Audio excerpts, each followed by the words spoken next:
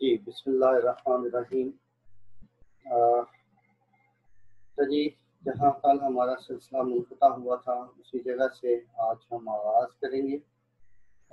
हमने कुछ जाते-जाते एक न्यूमेरिकल छोटा-सा किया था और उसी से रेलेवेंट न्यूमेरिकल्स कुछ और आज हम करेंगे।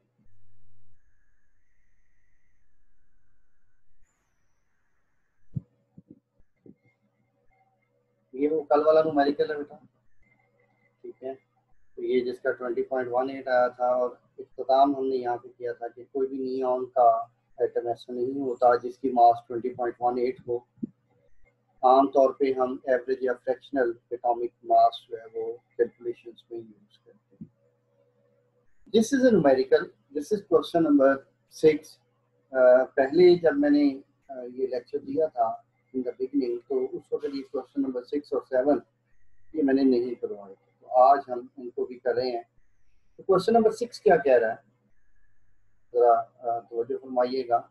ये कहता है सिल्वर हैज एटॉमिक नंबर 47 और 16 इसके टोटल आइसोटोप्स हैं, लेकिन उसमें से 2 नेचुरल हैं।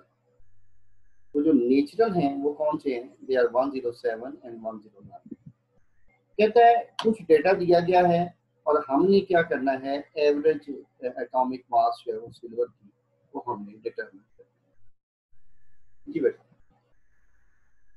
डेटा क्या दिया गया है? ये डेटा दिया गया बेटा कि जनाब सिल्वर 107 है, उसकी मास इतनी है, परसेंटेज अबंडेंस उसकी इतनी है। सिल्वर 109 की मास इतनी है, उसकी परसेंटेज अबंडेंस। फार्मूला आपको पता है ये फार्मूला वही है जो हमने कल इस्तेमाल किया था। तो यहाँ हम एक ही पहले आइसोटोपिक मास रखेंगे, फिर उसकी रिलेटिव अबंडेंस रखेंगे, फिर दूसरे की रख के दोनों को जमा करके 100 पे डिवाइड कर देंगे। ये देखिए, ये वही कैलकुलेशन आ गई। ये 106 बेटा, ये पहले की आइसोटोपिक मास, 51.84 उसकी परसेंटेज अबंडेंस, 108.90476 ये दूसरे की आइसोटोपिक मास, और ये 48.16 उसकी परसेंटेज अबंडेंस। ये सम का मतलब है जितने भी आइसोटोप है उनको सम करना है और उसको 100 पे डिवाइड करना है, और ये आपके पास बेटे आइसोटोपिक मास है, एवरेज एटॉमिक मास या फ्रैक्शनल एटॉमिक मास है। जी बेटा, नेक्स्ट जो न्यूमेरिकल है, ये क्वेश्चन नंबर 7, ये थोड़ा सा ट्रिकी है। इतना भी मतलब मुश्किल नहीं है, लेकिन ट्रिकी है थोड़ा सा। इन्होंने इसमें बैक कैलकुलेशन मांगी हुई है। कहता बोरॉन की एटॉमिक मास है, एटॉमिक नंबर है बेटा 5, ये देखिए, और इसके 2 नेचुरली अकरिंग आइसोटोप्स हैं, 10 और 11। ठीक है, हमें ये कहा गया है इनकी परसेंटेज अबंडेंस निकालिए, यानी हमें परसेंटेज अबंडेंस निकालनी है। ठीक है, from the following information. Information क्या है? एवरेज एटॉमिक मास उसने हमें पहले बता दी, जो पिछले न्यूमेरिकल में हमने आखिर में कैलकुलेट की थी जाके। इस न्यूमेरिकल में 2 आइसोटोप्स की एवरेज एटॉमिक मास उसने पहले बता दी। एक की आइसोटोपिक मास आ गई, ये दूसरे की आइसोटोपिक मास आ गई, और ये वो फार्मूला बेटा जिसको हमने यूटिलाइज किया।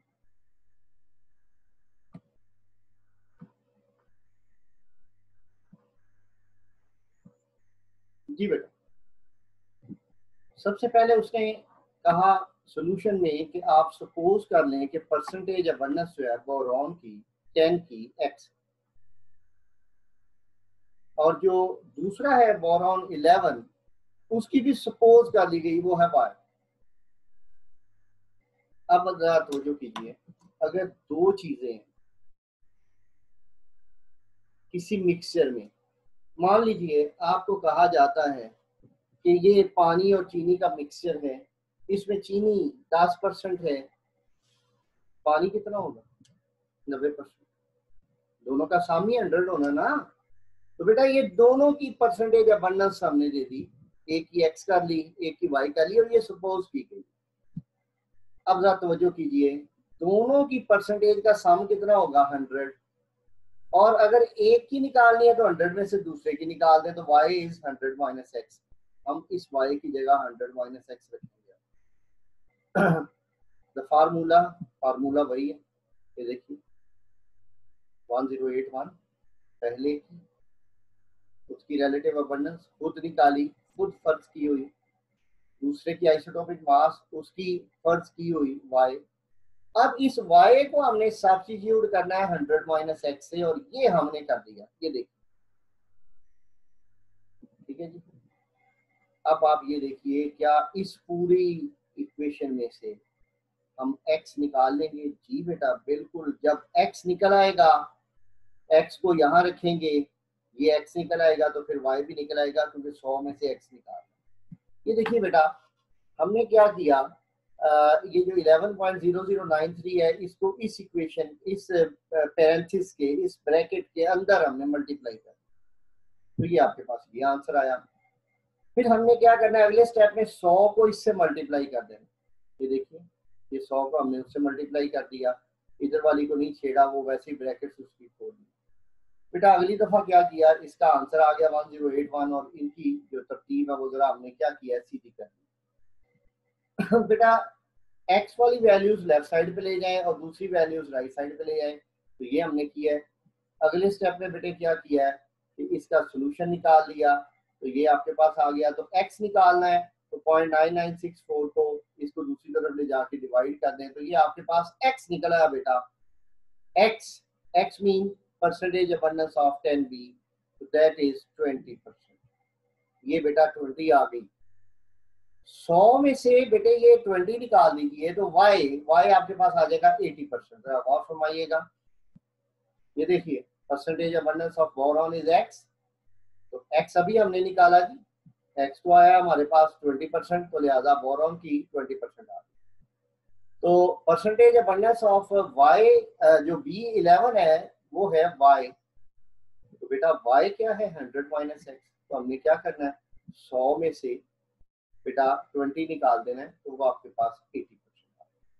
This is your numerical. इसके दो आंसर्स हैं, एक परसेंटेज अबंडेंस 10B की 20%, और दूसरी परसेंटेज अबंडेंस 11B की, दैट इज 80%। नेक्स्ट जो हमारा सेक्शन है that is about the analysis of compound, और उसमें एम्पिरिकल और मॉलिक्यूलर फार्मूला दोनों आ जाएंगे। एनालिसिस बेटा दो तरह का होता है, दिस इज वेरी इंपॉर्टेंट। हम जब आएंगे सेकंड चैप्टर में, सेकंड चैप्टर के पहले लेक्चर में भी ये चीज दोबारा रिपीट होगी, दैट इज क्वालिटेटिव एनालिसिस क्या होता है, और दूसरा क्वांटिटेटिव एनालिसिस क्या होता है। क्वालिटेटिव एनालिसिस ऐसा एनालिसिस जिसके जरिए हम टाइप ऑफ एलिमेंट्स जो है वो निकालें किसी भी कंपाउंड में। मिसाल आगे दी हुई है इन्होंने, ये देखिए, फॉर एग्जाम्पल कि हम ये कहें कि एक कंपाउंड हमने एनालाइज किया, तो उसमें हमारे पास जो एलिमेंट्स आए वो कार्बन, हाइड्रोजन और ऑक्सीजन आए, तो हमने फिर क्या किया, हमने उसका क्वालिटेटिव एनालिसिस, क्वांटिटेटिव बेटे नाम से ही अंदाजा होगा, क्वांटिटीज डिटरमिन करनी है, अमाउंट्स डिटरमिन करनी है। The analysis which involves the determination of the amount of elements in a given compound, किसी भी कंपाउंड में जो एलिमेंट्स की जो क्या कहना चाहिए अमाउंट्स हैं, वो जो डिटरमिन करना होता है, ठीक है, that is called quantitative. Amounts mean quantities, और जो क्वांटिटी से रिलेट करेगा दैट इज क्वांटिटेटिव एनालिसिस। जी बेटा, इसकी भी एग्जांपल आपके सामने आ गई। कहता मान लीजिए वही कंपाउंड जो आपने लेफ्ट साइड पे जिसका क्वालिटेटिव एनालिसिस किया कि उसमें कार्बन, हाइड्रोजन और ऑक्सीजन है, तो अगर उसी के अंदर हमें ये बता दिया जाए कि कार्बन 40% है, हाइड्रोजन 6.67% है और ऑक्सीजन 53.33% है, तो ये बेटा उसका क्वांटिटेटिव एनालिसिस कहलाता है। ठीक है, फिर दोबारा रिपीट कर दूं, क्वालिटेटिव एनालिसिस में हम सिर्फ एलिमेंट्स डिटरमिन करते हैं किसी कंपाउंड में, और बेटा क्वांटिटेटिव एनालिसिस में किसी कंपाउंड में मौजूद हर एलिमेंट की क्वांटिटी, अमाउंट या परसेंटेज, सॉरी आगे हम बात को बढ़ाते हैं बेटा। अब फार्मूले दो तरह के होते हैं, एक एम्पिरिकल जिसे आप सिंपलेस्ट फार्मूला भी कहते हैं, और दूसरा मॉलिक्यूलर फार्मूला। एम्पिरिकल फार्मूला सादा फार्मूला कहलाता है, मॉलिक्यूलर फार्मूला मॉलिक्यूल का असल फार्मूला। अब जरा गौर कीजिए, एम्पिरिकल फार्मूला क्या है?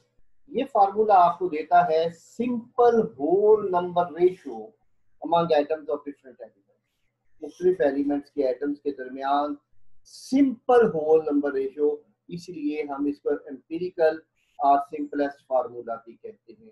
फॉर एग्जांपल, ग्लूकोज का सिंपल होल नंबर रेशियो क्या बनेगी? 1, 2 और 1। और बेंजीन की क्या बनेगी? CH 1 और 1। हाइड्रोजन पेरोक्साइड की क्या बनेगी? HO, क्योंकि उसमें एक के लिहाज से सिंपल रेशियो उसकी निकलेगी। और अगर आप वाटर की बात करें तो दैट इज H2O, 2 और 1। सोडियम क्लोराइड की बात करें तो उसका empirical formula that is NaCl, Na का भी एक आयन, क्लोराइड का भी एक ion. Molecular formula, the formula that gives actual ratio they किसके दरमियान among atoms of different elements, उसको हम मॉलिक्यूलर फार्मूला कहते हैं। मिसाल बेटा ग्लूकोज जो है उसका C6H12O6, 6, 12 और 6 एक्चुअल रेशियो। बेंजीन ले लें, C6H6, 6 ही कार्बन, हाइड्रोजन भी 6, तो ये भी उनकी actual ratio. Hydrogen peroxide, 2 hydrogen originally, 2 ही ऑक्सीजन ओरिजिनली। और वाटर का एम्पिरिकल फार्मूला भी H2O ही होता है, मॉलिक्यूलर फार्मूला भी H2O ही होता है। वाटर एक ऐसा कंपाउंड है, या कार्बन डाइऑक्साइड भी एक ऐसा कंपाउंड है, CH4 मीथेन भी ऐसा कंपाउंड है, H2SO4 भी ऐसा कंपाउंड है, जिनका मॉलिक्यूलर और एम्पिरिकल फार्मूला बेटा जी सेम होते हैं। अब एक रह गया, वो ये है कि सोडियम क्लोराइड का कोई मॉलिक्यूलर फार्मूला नहीं होता, हैज नो मॉलिक्यूलर फार्मूला। जो इसका NaCl होता है वो इसका एम्पिरिकल फार्मूला होता है। ये बात आपने ज़हन नशीन कर देनी है कि जितने भी आयोनिक कंपाउंड्स होते हैं, silver nitrate, copper sulphate, potassium nitrate वगैरह वगैरह, इन सब के एम्पिरिकल फार्मूले होते हैं, इनके मॉलिक्यूलर फार्मूले होते नहीं है। क्यों नहीं होते? क्योंकि इनका मॉलिक्यूल ही नहीं होता। जिस शय का मॉलिक्यूल ही नहीं होता तो उसका मॉलिक्यूलर फार्मूला कहां से आता? जी बेटा, relationship between empirical and molecular formula. तो बेटा मॉलिक्यूलर फार्मूला बराबर होता है N इनटू एम्पिरिकल फार्मूला, ठीक है। और N क्या होता है? N रेशियो है between molecular mass and empirical formula. N एक होल इंटीजर होता है, पूरा डिजिट होता है। कहता है बहुत सारे कंपाउंड्स ऐसे हैं जिनका same molecular and empirical formula है, अभी हमने तस्करा किया, ठीक है, जैसे वाटर, कार्बन डाइऑक्साइड, अमोनिया, ये सक्रोज जी। और such compound N is unity, N उसका 1 होता है। जितने भी आयोनिक कंपाउंड्स हैं, ये बात वही दोबारा आ गई, डोंट एग्जिस्ट एज मॉलिक्यूल्स, क्योंकि उनके मॉलिक्यूल्स ही नहीं होते। जिस चीज के मॉलिक्यूल ना होते उनके मॉलिक्यूलर फार्मूला भी नहीं होता, so they don't possess molecular formula. All of them are represented by their empirical formula. बेटे तमाम के तमाम अपने एम्पिरिकल फार्मूला से जाहिर किए जाते हैं। जी बेटे, अगला हमारा सेक्शन है कि किस तरह परसेंटेज निकाली जाती है। 2 तरीके हैं, अगर मासेस ऑफ एलिमेंट्स और कंपाउंड दी गई हो, दूसरा केमिकल फार्मूला दिया गया हो। याद रखें परसेंटेज कंपोजिशन 2 तरीके से निकलती है। लेफ्ट साइड पे मैंने आपकी स्क्रीन पे लिखा हुआ है क्या कि अगर मासेस ऑफ एलिमेंट्स और कंपाउंड दी गई हो, और राइट साइड पे क्या है कि केमिकल फार्मूला। बेटा if masses of elements and compounds are given तो ये फार्मूला इस्तेमाल किया जाता है, ये नीचे भी आएगा। और इफ केमिकल फार्मूला दिया गया हो तो फिर ये वाला फार्मूला। अब फार्मूले क्या है बेटा? परसेंटेज ऑफ एलिमेंट अगर मासेस से निकालनी है, ऊपर mass of element in grams, नीचे मास ऑफ कंपाउंड इन ग्राम, ज़रब 100। और अगर केमिकल फार्मूला से निकालनी है उसका तरीका क्या है?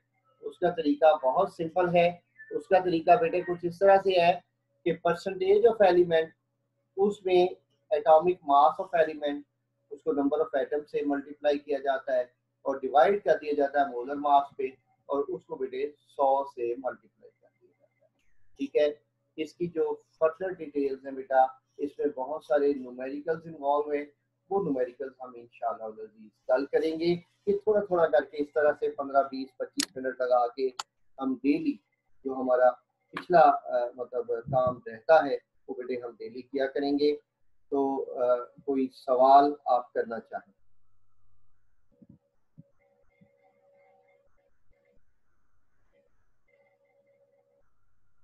कुछ नहीं, चलिए फिर